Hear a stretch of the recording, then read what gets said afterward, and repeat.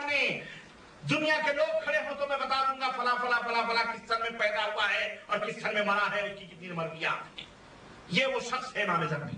امام ذہبی تذکرۃ الحفاظ جلد نمبر 1 صفحہ نمبر 39 کے اندر بیان فرماتے ہیں، اور خطیب علامہ خطیب بغدادی تاریخ بغداد جلد نمبر 9 اور صفحہ نمبر 3 اور 4 میں بیان فرماتے ہیں، اور حافظ ابن حجر اسقلانی رحمۃ اللہ علیہ الاصابہ فی تمیز الصحابہ جلد نمبر 9 صفحہ نمبر 457 میں لکھتے ہیں، یقول ابو بکر بن ابی داؤد رأیت فی النوم ابا ہریرہ رضی اللہ تعالی عنہ وانا فی سجستان اصنف حدیث ابی ہریرہ فقلت له انی احبک فقال انا اول صاحب حدیث کان فی الدنیا، انا اول صاحب حدیث کان فی الدنیا۔ ابو بکر ابن داؤد کہتے ہیں کہ میں نے خواب میں حضرت ابو ہریرہ رضی اللہ تعالیٰ عنہ کو دیکھا، اور میں مقام سجستان میں تھا اور ابو ہریرہ کی روایت کردہ حدیثوں کو میں لکھ رہا تھا، تو میں نے خواب میں دیکھا تو میں نے کہا حضرت ابو ہریرہ میں آپ سے محبت کرتا ہوں۔ تو ابو ہریرہ رضی اللہ تعالیٰ عنہ فرمایا کہ میں دنیا میں سب سے پہلا اہل حدیث، میں اہل حدیث ہوں۔ اور یہ ابو ہریرہ کون ہیں؟ ابو ہریرہ وہ صحابی جلیل رضی اللہ تعالیٰ عنہ ہیں جن سے 5374 روایتیں حدیثیں نبی کریم صلی اللہ علیہ وسلم سے مروی۔ کتنی؟ 5374 حدیثیں انہوں نے نبی کریم صلی اللہ علیہ وسلم سے روایت کی ہیں۔ امام بخاری فرماتے ہیں روا عنہ اکثر من 800 رجل، 800 آدمی سے زیادہ لوگوں نے ان سے حدیث روایت کی، اور حضرت ابو ہریرہ سے 800 لوگوں سے زیادہ لوگوں نے جو ہے کیا کہتے ہیں حدیثیں روایت کی ہیں۔ اور ابو بکر جنہوں نے خواب میں دیکھا تھا، یہ کون ہے؟ یہ حضرت ابو داؤد، جو سنن ابو داؤد، جنہوں نے سنن ابو داؤد لکھی ہے، جس سنن ترمذی ہے، ابو داؤد ہے نا، تو ابو داؤد کے بیٹے ابو بکر، ان کا نام عبداللہ ہے۔ محدثین نے ان کے بارے میں فرمایا ہے یہ ثقہ ہیں، یہ مقبول ہیں، اور جب ان کی وفات ہوئی ہے تو ان کے نماز جنازہ میں 3 لاکھ لوگ شریک ہوئے تھے۔ حضرت ابو داؤد کے صاحبزادے عبداللہ ابو بکر جن کی کنیت ہے، 3 لاکھ سے زیادہ لوگ شریک تھے، اور 80 دفعہ نماز جنازہ ان کی پڑھی گئی ہے۔ اتنے بڑے محدث تھے یہ، جو حضرت ابو ہریرہ کی حدیث بیان کر رہے تھے۔ تو انہوں نے دیکھا خواب میں، تو صحابہ کرام اپنے آپ کو خواب میں بھی کہہ رہے ہیں کہ انا اول حدیث، میں پہلے صاحب حدیث، میں سب سے پہلا اہل حدیث ہوں۔ اسی طرح دوسری طرف امام شافعی رضی اللہ تعالیٰ عنہ عظیم تابعی ہیں، 500 صحابہ کو انہوں نے دیکھا ہے، 500 صحابہ کے حالات کو انہوں نے پڑھا ہے، ملاقات کی ہے، ان کے جھرمٹ میں اٹھے بیٹھے ہیں۔ چنانچہ 48 صحابہ کے شاگرد ہیں۔ ان کے استاد کتنے تھے؟ صحابہ کرام جو نبی کریم صلی اللہ علیہ وسلم کے شاگرد تھے۔ حضرت امام شافعی 48 صحابہ کے سامنے ذات قلم انہوں نے طے کیا ہے، یہ 48 صحابہ کے شاگرد ہیں، اور ان سے احادیث کا علم حاصل کیا ہے۔ کیا فرماتے ہیں؟ کہتے ہیں کہ لو استقبلت من امری ما استدبرت ما حدثت الا بما جمع علیہ اہل الحدیث۔ اللہ اکبر! اگر آج جو میں نے بات کی ہے اگر میں پہلے سے جانتا تو میں انہیں جمع نہ کرتا، مگر وہی جس پر کہ اہل الحدیث نے اجماع کیا ہے، ان روایتوں کو جن کو اہل الحدیث نے یعنی صحابہ کرام نے جمع کیا۔ تابعی اپنے استاد کو کیا کہہ رہا ہے کہ وہ کون تھے؟ بولو، الا بما اجمع علیہ اہل الحدیث، الا بما اجمع علیہ۔ تابعی ہیں یہ، تابعی امام ابو حنیفہ سے بھی بڑا مقام ہے ان کا۔ یہ کوئی نہ کہے کہ ہمارے امام بہت بڑے تابعی ہیں، 500 صحابہ کے جھرمٹ میں اٹھنے بیٹھنے والے صحابہ کرام کو کیا فرما رہے ہیں؟ اور اب یہ ناپاک اور پلید گندا آدمی کیا کہے کہ اہل الحدیث سے ہمیں کیا آتی ہے؟ کفر کی۔ سوچو، یہ کوئی کورچش متعصب اور فرقہ پرست آدمی ہی یہ بات کہہ سکتا ہے۔ امام شافعی رضی اللہ علیہ اپنے استاد، اپنے اساتذہ کو اہل الحدیث سے تعبیر کر رہے ہیں۔ تذکرۃ الحفاظ جلد نمبر 1 صفحہ نمبر 73۔ اور میرے عزیزو، اس روایت کے اندر جو امام شافعی نے جو تابعی ہیں، یہ واضح دلیل موجود ہے کہ صحابہ کرام کا جو پہلا لقب تھا وہ کیا تھا؟ اہل الحدیث تھا۔ کیا تھا؟ اہل الحدیث تھا۔ اور آج جیسا کہ میں نے بتایا کہ ہندوستان کا یہ نجس ناپاک آدمی کہتا ہے کہ کفر کی ہوا تھی۔ ہم نے کہا دیوی اور دیوتاؤں کے بندے جہاں ہوں وہاں خوشبوؤں کا گزر کہاں سے ہوگا؟ خود بدبودار لوگوں کو دوسروں کی خوشبو کہاں مہک نظر آئی ہوئی ہے خود زندگیوں میں؟ تو یہ دیوی دیوتاؤں کے بندوں میں رہنے والے لوگوں کو نہیں سمجھ آتی ہے، خوشبوؤں کا گزر وہاں نہیں ہوتا ہے۔ اور تیسری دلیل دیکھو، یہی حضرت امام شافعی رحمۃ اللہ علیہ تابعی ہیں، یہ کہتے ہیں امز بنا نفر من اصحاب الحدیث، ہمیں ذرا ان اصحاب الحدیث اہل الحدیث سے ذرا دور لے کے چلو تھوڑا سا، اب بغل میں، کیونکہ میں اکتا چکا ہوں، ذرا سا مجھے راحت کی ضرورت ہے، ان کی مجلس میں بیٹھے بیٹھے تو حدیثیں سننے کو ملتی۔ اللہ اکبر۔ اسی طرح سے چوتھی دلیل، نبی کریم صلی اللہ علیہ وسلم نے فرمایا کہ بدأ الاسلام غریبا وسيعود غریبا كما بدأ، قیل یا رسول اللہ من الغرباء قال النزاع من القبائل، کہ اللہ کریم صلی اللہ علیہ وسلم نے فرمایا کہ اسلام اجنبیت کی حالت میں آیا ہے، اور جب قیامت آئے گی تو اجنبیت کی حالت میں لوٹ بھی جائے گا، تو ان اجنبیت کی حالت میں اس اسلام کو پکڑنے والے جو غربا ہیں ان کے لیے خوشخبری ہے۔ تو کہا گیا اللہ کے نبی صلی اللہ علیہ وسلم غربا کون ہیں؟ کہا النزاع من القبائل۔ سلسلۃ الاحادیث الصحیحہ البانی رحمۃ اللہ علیہ کی یہ حدیث صحیح ہے، موجود ہے، لیکن نزاع کا لفظ اس کے اندر نہیں ہے، یعنی قبائلوں سے نکلے ہوئے لوگ، لیکن نزاع کا لفظ اس کے اندر نہیں، یعنی صحابہ کرام رضوان اللہ علیہم اجمعین ہیں، صحابہ کرام رضوان اللہ علیہم اجمعین ہیں۔ ان تمام روایات سے یہ واضح ہوا کہ اصحاب الحدیث، اہل الحدیث کا شہرہ یہ آج 200 برس سے نہیں، بلکہ صحابہ کرام تابعین تبع تابعین سے یہ القاب چلا رہا ہے، یہ القاب چلے آ رہے ہیں، اور ان کو کہا جا رہا ہے، تابعین بھی اپنے آپ کے اوپر فخر کرتے ہیں۔ چوتھی دلیل یہ ہے کہ صحابہ کرام نے جن ملکوں کو فتح کیا، جن شہروں میں اسلام کو پہنچایا، وہ سارے کے سارے کون تھے؟ بولو۔ ہاں، وہ سارے کے سارے اہل حدیث۔ کیوں؟ صحابہ اپنے دامن میں حدیث و قرآن کے سوا اور کیا رکھتے؟ تو جو بھی قرآن و حدیث کو قولاً عملاً، یعنی دعوے نہیں، دعویٰ نہیں چلے گا، قول اور عمل ہر اعتبار سے قرآن و سنت کو اپنائے گا اور حدیثوں کو پہنچائے گا، عمل کرے گا، وہی اہل الحدیث کہلائے گا۔ اس حدیث کے اہل الحدیث کے القاب سے وہ جانے اور پہچانے جاتے تھے۔ اس کی دلیل کیا ہے؟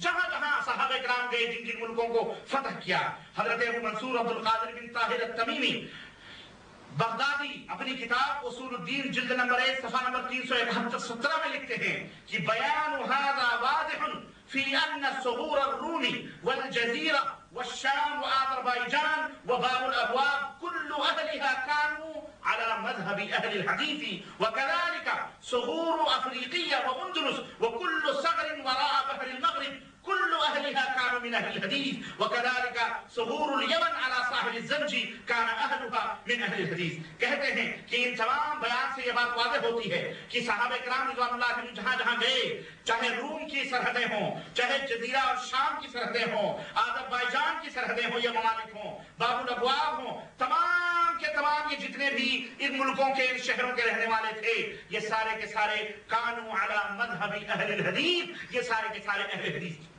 یہ سارے کے سارے کون تھے؟ اہل الحدیث تھے۔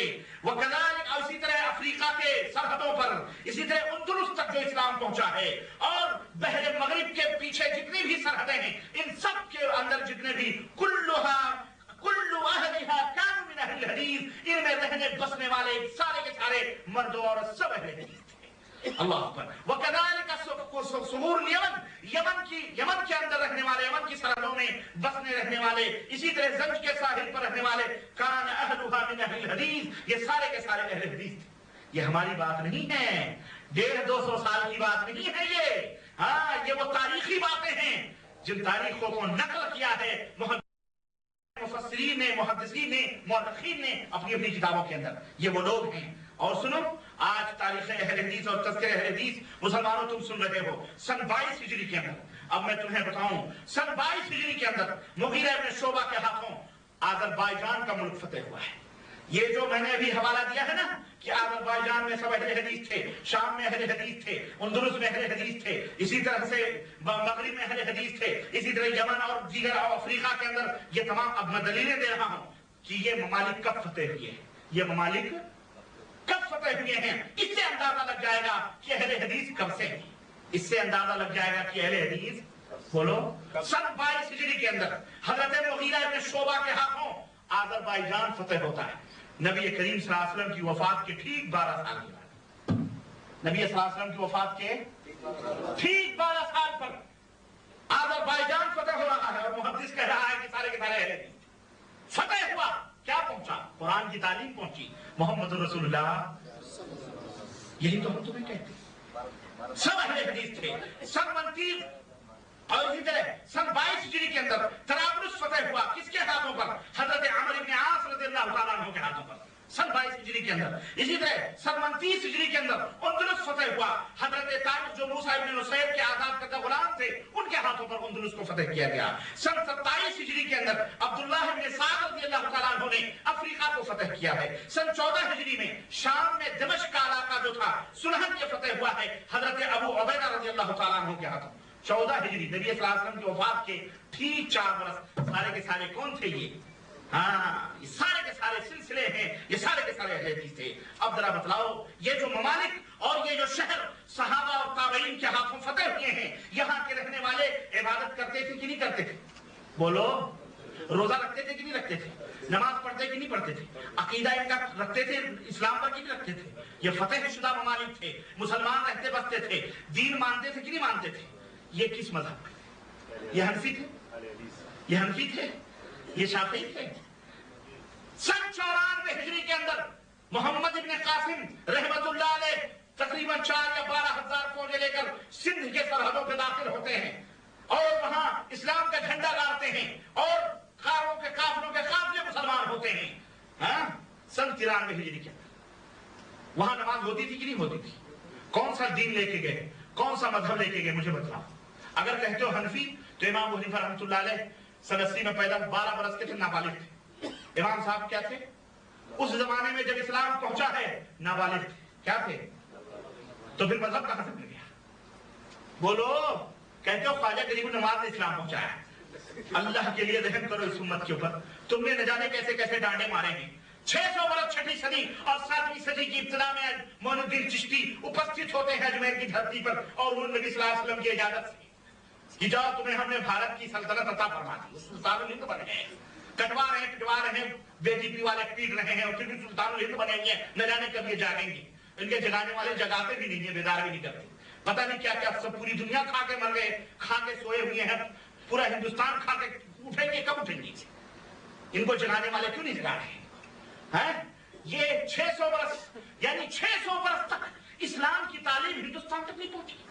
वाह बेटा वाह, खूब तुम अपनी तारीखें बयान कर रहे हो मुसलमानों और अपने पैरों में खुद कुल्हाड़ी मार रहे हो। वैसे भी तुमको विदेशी कहा जा रहा है और ये कहने पर तो तुम्हें फौरी तौर पर हिंदुस्तान से निकाल दिया जाएगा। समझ आई कि नहीं आई? इसलिए ऐसे कच्ची गोलियां न खेलो, पक्की गोलियां हम अहले हदीसों की तरह खेलो। ठीक नबी करीम सल्लल्लाहु अलैहि वसल्लम की वफात के 4 साल के बाद में हजरत उमर फारूक आजम के दौर में इस्लाम था और दाभेल की धरती पर पहुंच चुका था। 14 बरस, सन 14 हिजरी में हिंदुस्तान के अंदर इस्लाम पहुंचा है।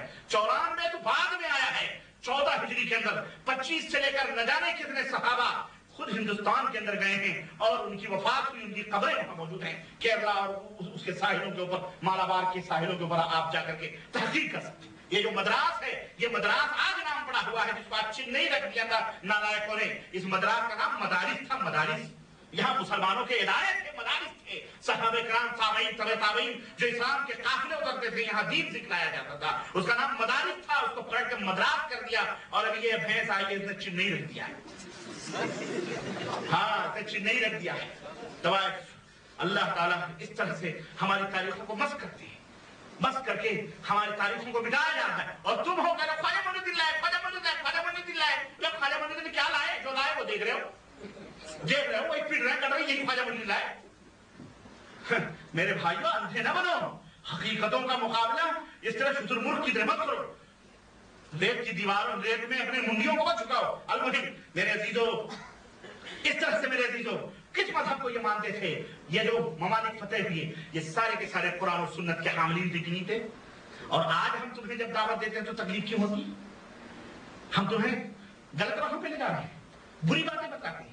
अल्लाह रसूल की तरफ बुलाएं, अल्लाह रसूल के और बुलाएं, दावे नहीं। हम कहें सारे मजहबों का इनकार करो, अब साइड में ला इलाहा इल्लल्लाह, ला इलाहा इल्लल्लाह, लैसल कुरान वला सुन्नह, लैसल मज़ाहिब इल्लल कुरान व सुन्नह। कोई मजहब, कोई धर्म नहीं सिवाय कुरान और सुन्नत के। यही धर्म, यही मजहब है, यही इस्लाम है बस। और इसके अलावा कोई इस्लाम हो सकता नहीं हो सकता। तो फिर हम बदमजहब हैं, حملہ دین ہیں، خارج جزیرہ ہیں، فلاں ہے فلاں ہے. یہ کیا ہے؟ یہ نا انصافی ہے؟ یہ انصاف ہے یا نا انصافی ہے؟ ان کو سمجھاؤ میرے عزیزوں میرے دوستو.